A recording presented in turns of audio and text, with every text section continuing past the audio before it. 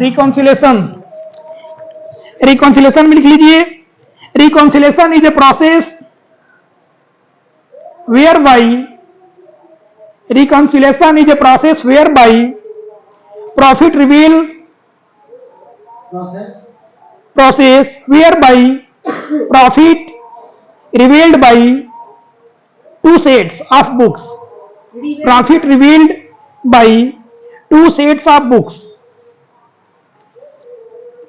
two set of books, first is financial books and second is costing books. पहला होगा वित्तीय पुस्तक financial book और दूसरा होगा costing books. Dash financial books and costing books dash are tallied to ascertain the reasons for disagreement of the two profits.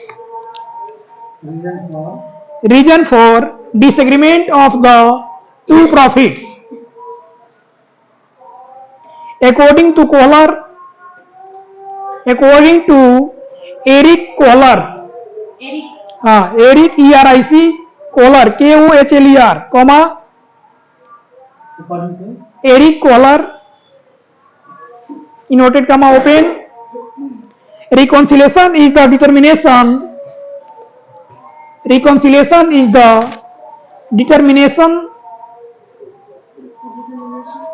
of the items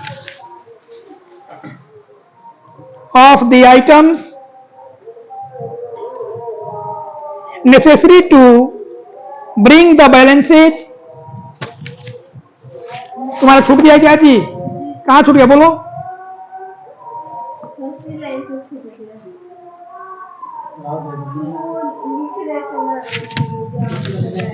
चलो अगला paragraph लिखो। अकॉर्डिंग टू एरिक कोहलर, दो line छोड़ दो उसके बाद लिखो। According to Eric Kohler, reconciliation is the determination of the items necessary to bring the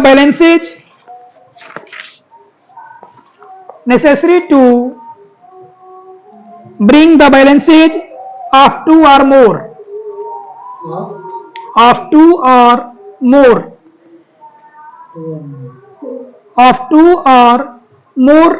related accounts of two or more related accounts sir हमको ऐसा लगा इसका छूट गया तो of two or more related accounts or statements into agreement. कहाँ छूटा है? वही हमको लगता है कि मैं छोड़ा था वहां पर। Items necessary to bring the balances of two or more related accounts or statements into agreement. Inverted comma close. Reconciliation aims at ascertaining the reasons for disagreement of costing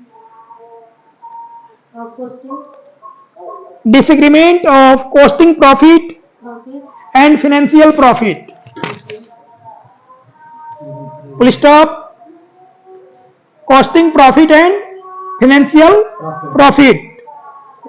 Full stop. Reconciliation aims to reconcile and not to rectify. Reconciliation aims to reconcile and not to rectify.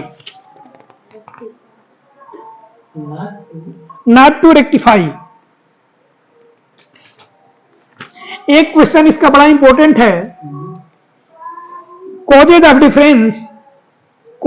difference between the profit of cost account and financial account. कई बार question आता है कि what do you mean by reconciliation, what do you mean by reconciliation,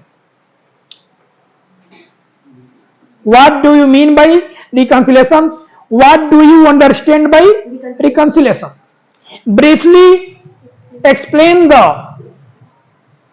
differences या briefly explain the causes of difference between the profit of cost account and financial account.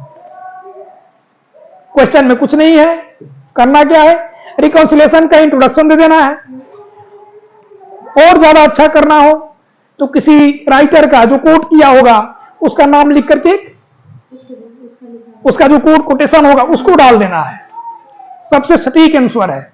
उसके बाद तुरंत नीचे heading पर आइए और causes of difference between profit of cost account and financial account, और दोनों को टेबल बना करके संभव हो तो टेबल बना लीजिए, एक साइड डिफरेंस दिखाइए कॉस्ट का, दूसरा फाइनेंशियल का, और उसका बेस बना लीजिए, लिख डालिए। बेस बना सकते हैं उसका difference in prime cost, difference in prime cost, difference in indirect expenses,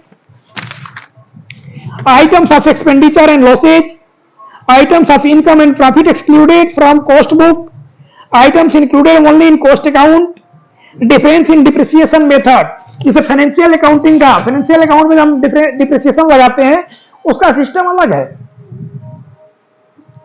जब भी डिप्रिसिएशन लगाते हैं उसका मेथड क्या है कि उसे प्रॉफिट को लेस करके तब डिप्रिसिएशन लगाते हैं, प्रॉफिट को लेस करके तब हम डिप्रिसिएशन लगाते हैं। क्या कहीं प्रॉफिट के साथ डिप्रिसिएशन लगता है क्या कभी? नहीं। प्रॉफिट डिप्रिसिएशन किस पे लगेगा? हमेशा नेट वैल्यू पर। नेट वैल्यू किसका? एसेट्स का, जो एसेट्स का वैल्यू होगा। प्रॉफिट तो डिक्रीज करता नहीं, डिक्रीज क्या करेगा? Net value. जितने रुपए का मान लो हमने ये ब्लैक बोर्ड परचेज किया 20,000 में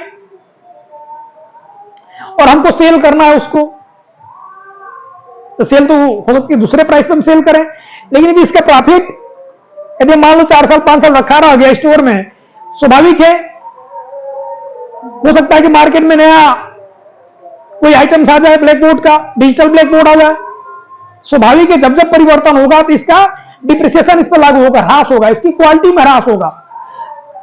और डिप्रिसिएशन का मतलब है कि प्रत्येक एसेट्स का एक टाइम, एक टेन्योर फिक्स है कि कितने साल में वो डिप्रिसिएट कर जाएगा। डिप्रिसिएट करने का मतलब कि उसका जो एक्चुअल वैल्यू है कितने साल में वो कंसीडर करेगा। जैसे ट्रैक्टर पर डिप्रिसिएशन लगाते हैं। डिप्रिसिएशन लगाने का मतलब ही है कि यदि मान लो 10% हम पर ईयर लगा दी डिप्रिसिएशन, और ट्रैक्टर हुआ हमारा मान लो 7 लाख का, तो कितना हुआ हमारा? 7 लाख। 7 लाख तो ट्रैक्टर हुआ जी, 7 लाख का ट्रैक्टर था, पर ईयर 10% कितना हुआ डिप्रिसिएशन? 70,000। यानी 70,000 रुपया यदि हमारा 10 साल में घट रहा है, यानी 10वें साल जाकर के हमारा ट्रैक्टर का वैल्यू कितना हो जाएगा? 0, शून्य हो जाएगा। इसका मतलब कि 10 साल में हमने उतना रुपया यूज कर लिया, और जो उतना रुपया जो 70,000 घट रहा था, इसका मतलब कि हमारा स्टोर हुआ, और फिर वो 7 लाख रुपया हो गया नया ट्रैक्टर परचेज करने के लिए। ये भी हो सकता है। लेकिन एक चीज और है, एक होता है क्रमागत ह्रास पद्धति। क्या होता है उसमें? क्या होता है उसमें? एक हुआ फिक्स्ड डिप्रिसिएशन। क्या हुआ? फिक्स्ड डिप्रिसिएशन, यानी जितना हमने फिक्स कर दिया कि 10% एनुअल लगेगा तो लगेगा, स्ट्रेट लाइन मेथड, वो फिक्स हो गया कि लगना है तो लगना है, लगना ही लगना है। लेकिन एक हो गया डिमिनिशिंग रिटर्न वैल्यू। उसमें क्या होगा? डिमिनिशिंग में घटते हुए क्रम में आएगा। 7 लाख का ट्रैक्टर, पहला साल 10%, कितना? 70,000 घटाएंगे, कटा देंगे, तो बचेगा हमारे, फिर उस पे अब कितना बचा? 6,30,000। फिर उस पे 10% कितना आएगा? 63,000। घटते घटते अंत में 0 हो जाएगा। अगला लिख लीजिए, reconciliation of profit, reconciliation of profit, the reconciled profit, the reconciled profit show by the cost account, show by the cost account and financial accounts, show by the cost accounts and financial accounts. Either of the following is prepared. Point first, by preparing reconciliation statement. By preparing reconciliation statement. Next, by preparing memorandum. By preparing memorandum reconciliator account. memorandum reconciliator account. पहला क्या है? By preparing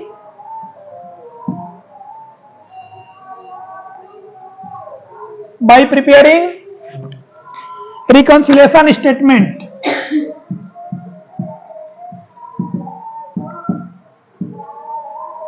reconciliation statement. दूसरा है by preparing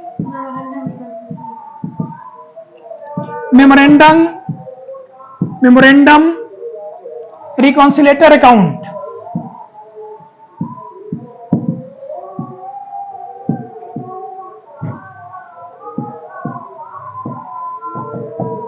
दो प्रकार के इसमें हम बनाएंगे.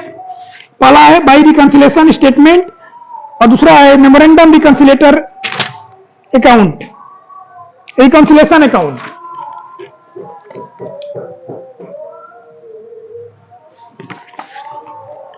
पहला पॉइंट है हमारा रिकंसिलेशन स्टेटमेंट. लिख लीजिए इसको. Reconciliation statement is a popular method. Reconciliation statement is a popular method used to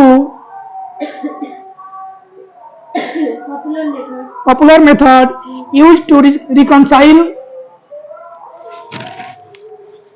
the profits as disclosed by profit as method used to reconcile the profits as disclosed by cost account and financial account. Disclosed by cost account and financial account. हो गया. The process of preparing reconciliation statement. The process of preparing reconciliation statement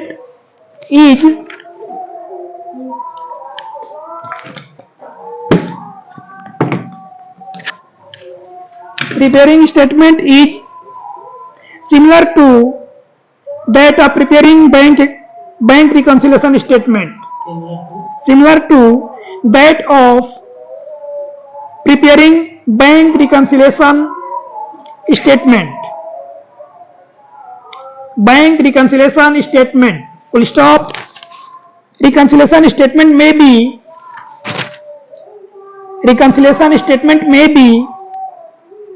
prepared with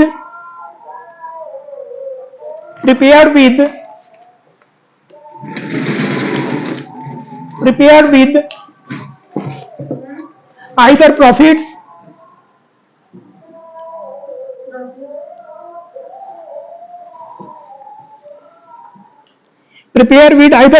shown by the cost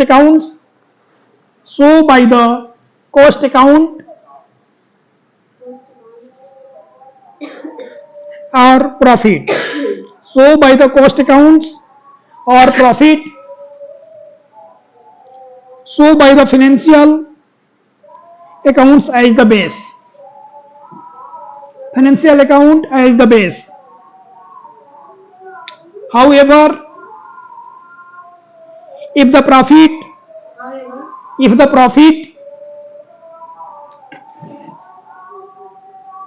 shown by cost account if the profit shown by cost accounts is given, shown by cost accounts is given, comma, the reconciliation statement, the reconciliation statement should be prepared with the, should be prepared with the,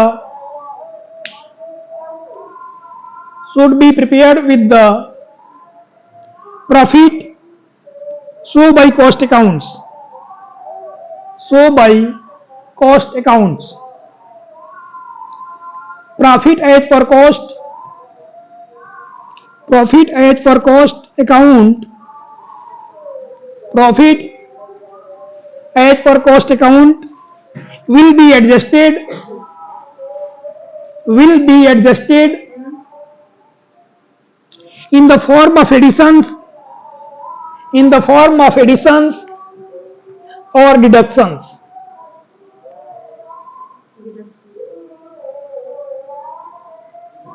Following is the specimen of reconciliation statement. 3 column बना लीजिए, 2 column amount, पहला column होगा particular,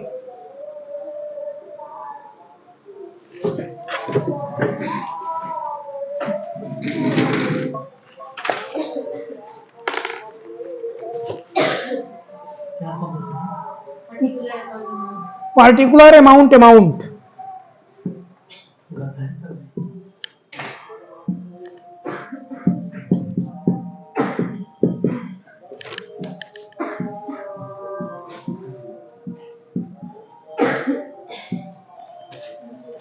लिख लीजिए profit as per cost book, profit as per cost books,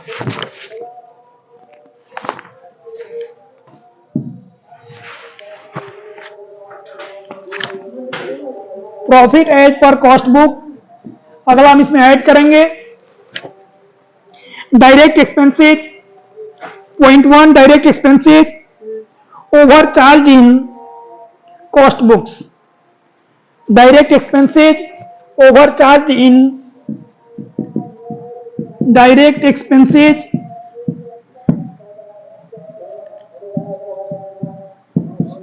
overcharged in cost books। इसमें आ जाएगा आपका direct expenses में क्या क्या आता है, मटेरियल और लेबर, वेजेज। पहला हो जाएगा मटेरियल और वेजेज का लो, मटेरियल और वेजेज दोनों का अमाउंट यहां रखेंगे, टोटल जो आएगा यहां पर रख लेंगे। दूसरा overheads, overheads overcharged, overheads overcharged, overheads overcharged in cost books, overcharged in cost books।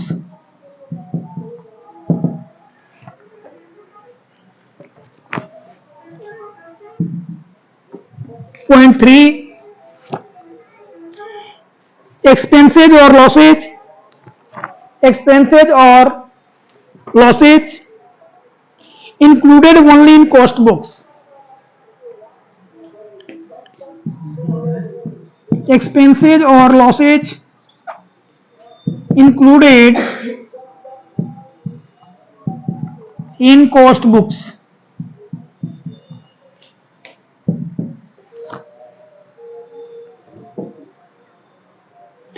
चौथा items of profit, items of profit or incomes not so, incomes not so or recorded in cost books, recorded in cost books। Next over valuation of opening stock, over valuation,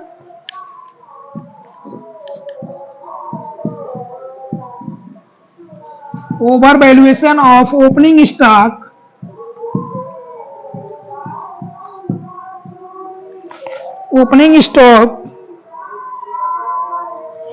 in cost book.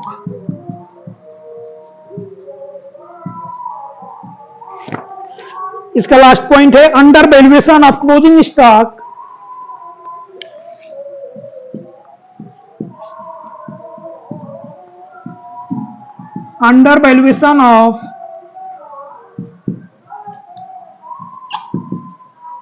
closing stock in cost book.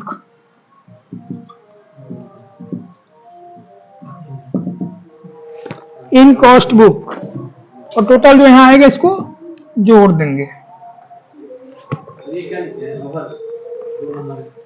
कौन बोले वाला? ये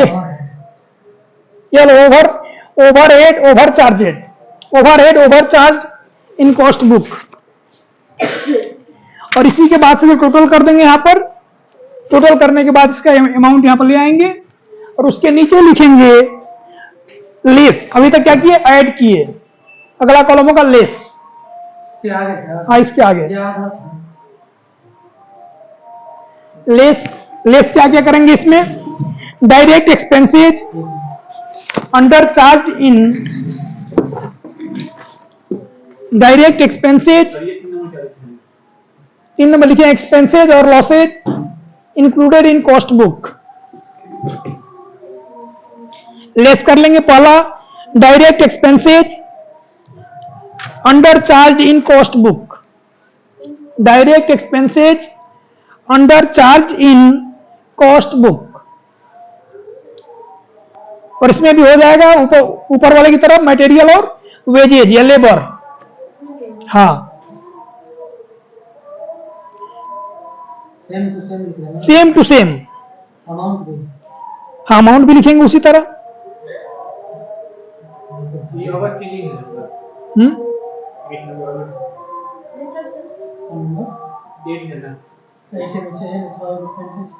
पांच छह है। Over valuation of opening stock in cost book और under valuation. Question दिया रहेगा, ऐड वाला का मटेरियल लेस वाला अमाउंट रहेगा, लेस वाले का लेस का अलग रहेगा। और इसके बाद से दोनों कॉलम को लिख लेंगे, जितना ये 6 पार्टिकुलर दिया हुआ है 6 पार्टिकुलर लेस का भी होगा, और उसके बाद लास्ट का जो कॉलम होगा टोटल करने के बाद profit as per financial books, जो डिफरेंस आएगा दोनों का वो क्या होगा? Profit as per financial books हो जाएगा। वैसे इस तरह के क्वेश्चन 20 नंबर का जब क्वेश्चन होता है उस तरह के क्वेश्चन में आते हैं। इतना बड़ा आप लोगों के क्वेश्चन में ratio analysis, fund flow, cash flow, fund flow, BEP या प्राइम कॉस्ट, कॉन्ट्रैक्ट के कभी कभी बीपी का छोटा क्वेश्चन होता है तो कहीं भी उसको पूछ लेता है। लेस में एक ही पॉइंट, किसमें? नहीं, लेस में जितने पॉइंट 6 पॉइंट दिए हुए हैं ये सारे पॉइंट लेस में होंगे फिर। और जो लेस करने के बाद जो टोटल जो लेस का अमाउंट आएगा उसको ऐड वाले अमाउंट से डिफरेंस करेंगे, और तब जो अमाउंट आएगा वो होगा profit as per financial books.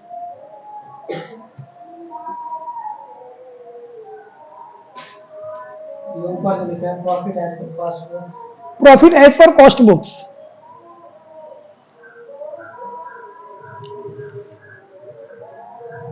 यानी कॉस्ट बुक के एलिमेंट्स को ऐड और लेस करने के बाद जो बचेगा वो होगा हमारा फाइनेंशियल बुक।